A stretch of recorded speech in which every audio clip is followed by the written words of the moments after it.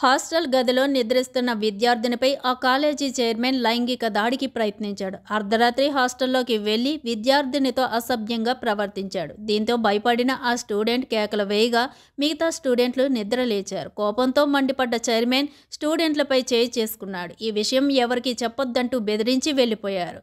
హనుమకొండ జిల్లా హసన్పర్తి పరిధిలోని ఓ ప్రైవేటు కాలేజీలో శుక్రవారం చోటు చేసుకుంది. బాధిత విద్యార్థులు పోలీసులు వెల్లడించిన వివరాల ప్రకారం భీమవరంలోని శ్రీ చైతన్య జూనియర్ కాలేజీలో ములుగు జిల్లా గోవిందరావుపేట మండలానికి చెందిన విద్యార్థిని ఇంటర్ సెకండ్ ఇయర్ చదువుతుంది. కాలేజీ హాస్టల్లో మిగతా స్టూడెంట్లతో కలిసి ఉంటుంది.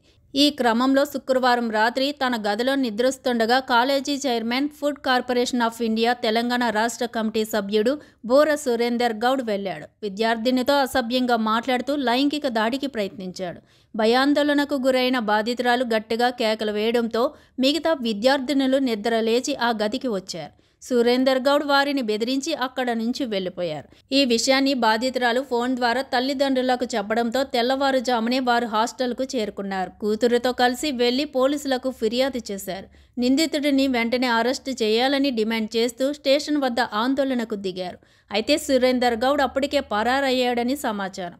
నిందితుడి కోసం గాలింపు చర్యలు చేపట్టామని, త్వరలోనే అరెస్టు చేస్తామని పోలీసులు తెలిపారు.